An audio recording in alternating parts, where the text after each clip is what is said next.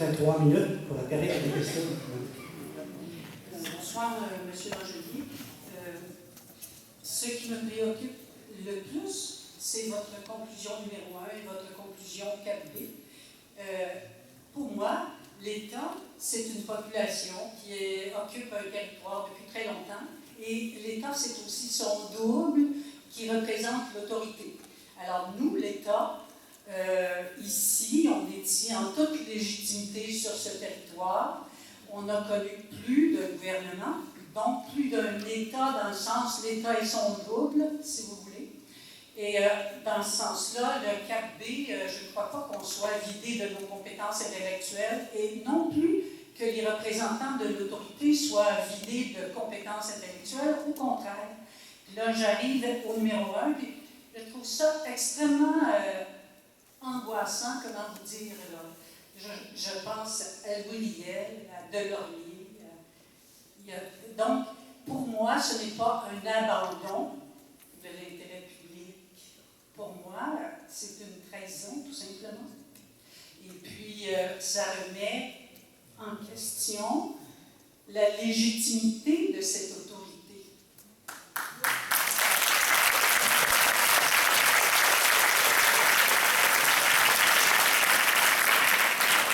Et je cherche des moyens légaux.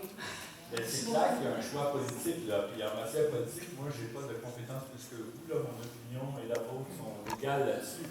Mais qualifié de trahison, moi, je trouve que c'est un abandon. Enfin, là, c'est un débat qu'on pourrait faire sur cette question-là. C'est de l'émotion. Mais c'est clair. C'est de l'émotion, mais je cherche une avenue légale pour faire avancer ces choses-là. Et c'est dans cette perspective-là que je vous adresse une question. Et je vous remercie. Oui.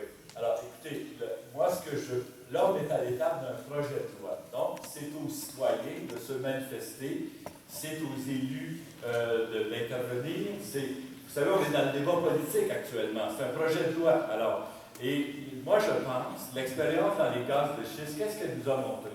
Elle nous a montré que quand des scientifiques, comme le collectif auquel j'appartiens, des élus municipaux, puis des comités de citoyens, des citoyens et des citoyennes sudistes, ils peuvent faire reculer le gouvernement.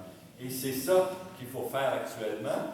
Mais le gouvernement va aller très, très vite, parce qu'en fait, il fait une commission parlementaire en plein été, puis avant la deuxième lecture. Normalement, les commissions parlementaires, c'est après la deuxième lecture. Là, on y va. Pourquoi on fait ça? Mais pour éviter l'effet de sidération. En sociologie, on appelle ça un effet de sidération. Vous savez, moi, la première fois que j'ai entendu parler des gaz de schiste, je me suis dit, ben pourquoi pas? Si on a du gaz en dessous des pieds, allons le chercher. C'est quand j'ai appris les conséquences que ça avait sur notre eau potable, sur la santé publique, là que j'ai dit, wow, là j'ai été sidéré. Alors, je pense que la population, quand elle prend connaissance de ce projet de loi-là, puis moi j'ai fait plusieurs exposés, la semaine passée j'étais en Gaspésie, bien là les gens sont sidérés. Alors, c'est cette réaction populaire que le gouvernement craint en faisant sa commission parlementaire en plein été, puis avec l'espoir probablement d'adopter très, très, très rapidement. Puis dans la commission parlementaire, 27 des 30 groupes qui sont invités sont des groupes qui sont favorables à l'exploitation gazière et pétrolière. Alors ça va permettre au gouvernement de dire on a consulté la population, puis les intervenants, puis les gens sont généralement favorables au projet de loi. C'est ça, à mon avis, l'espèce de machiavélisme politique qu'il y a derrière cet élément-là. Merci, M. Bonjour, Vincent Dubois-Manceau. Ma question, on a vu que c'était pratiquement impossible pour un citoyen de poursuivre, autrement dit, une gazière ou une pétrolière. Au niveau citoyen, au niveau propriétaire qui aurait un puits sur ses terres, est-ce qu'il peut être sujet à poursuivre? Soit du voisinage ou des choses comme ça. Oui, effectivement. D'abord, il y a une disposition dans le projet de loi qui dit que, comme propriétaire du terrain, vous ne pouvez pas endommager d'aucune façon les installations qui s'y trouveraient, qui seraient laissées en place une fois que le puits est fermé. Ça, ce que ça pose comme question, puis ça s'est posé évidemment à l'époque des gaz de schiste, c'est est-ce que les compagnies d'assurance vont vouloir assurer un propriétaire de terre qui a ce genre d'installation-là sur son territoire? Ça, moi, je ne peux pas répondre à ça, mais je sais qu'à l'époque, il y avait des compagnies d'assurance qui ne voulaient pas. Alors, la responsabilité de l'occupant, du propriétaire du terrain, devient pleine et entière si jamais il y a un dommage qui est causé aux installations qui sont là. Alors, c'est clair qu'il y a des enjeux assez importants, particulièrement pour nos agriculteurs, je dirais. Donc, on peut être poursuivi par un voisin qui aurait Oui. des dommages, des choses comme ça. Oui, c'est clair que s'il y a des dommages qui sont occasionnés à un ensemble de personnes, mettons qu'il y aurait quelques voisins qui auraient son eau contaminée. Bon, alors, puis qu'il y a une poursuite qui est engagée. Alors là, évidemment, le tribunal, il va essayer d'examiner quelle est la part de responsabilité de chacun.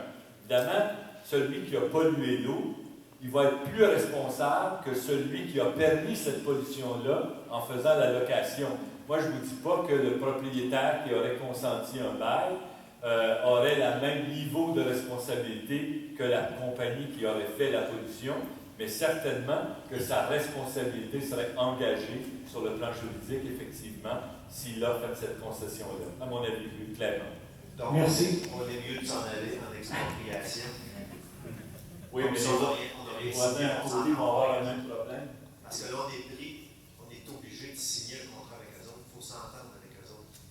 Oui, mais si vous allez devant le tribunal d'expropriation, là, il y aura un débat sur la valeur de votre exploitation. Et en vertu de l'article 56 du projet de loi, la compagnie va être obligée de verser l'équivalent de 10 de l'évaluation municipale de votre propriété pour vous permettre d'engager des experts et de faire la bataille. Maintenant, moi, je pense que ce montant-là sera insuffisant.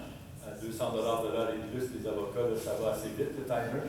Alors, donc, vous allez avoir un minimum de base pour vous défendre. Après ça, bien là, évidemment, ça sera à vos frais.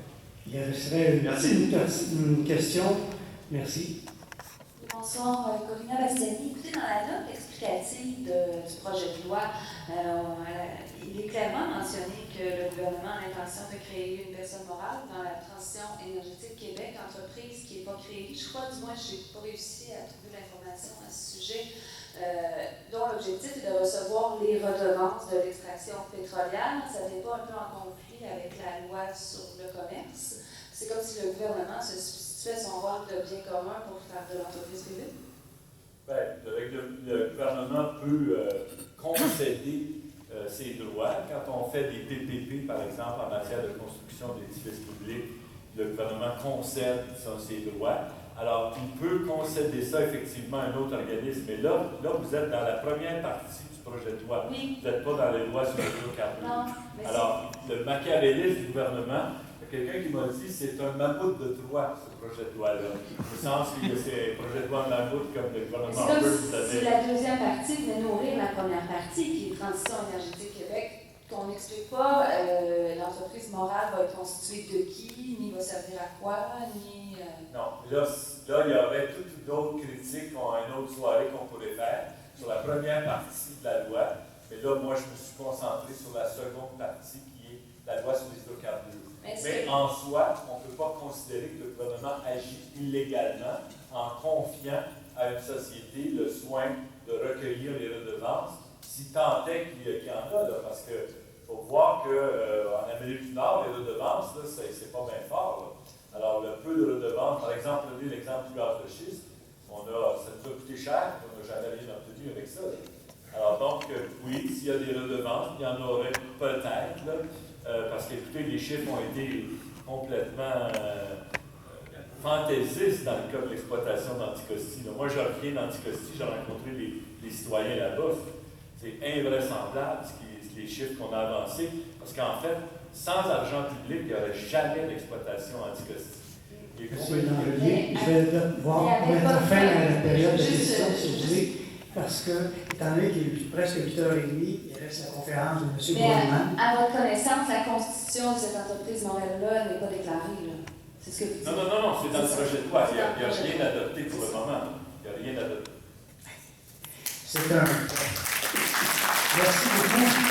C'est un projet de loi qui nous demande encore des discussions. Il y a déjà des passions chez nous. Ça sert à faire la grandeur du Québec, ça serait bien.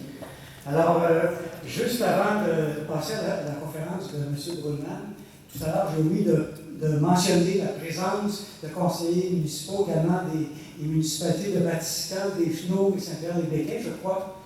Je pense que vous êtes présents ici. Merci beaucoup d'être là. Je soulève également la présence de membres Atikamekw, de communauté autochtone Atikamekw. Merci d'être avec nous. Compte tenu du temps, et pour permettre à Marc de faire sa présentation, on va prendre une pause de 3 minutes.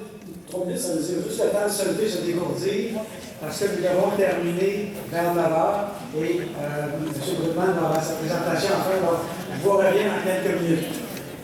Il y a de l'eau, on dit qu'il y a de l'eau disponible à l'extérieur, dans la chambre de bain à droite.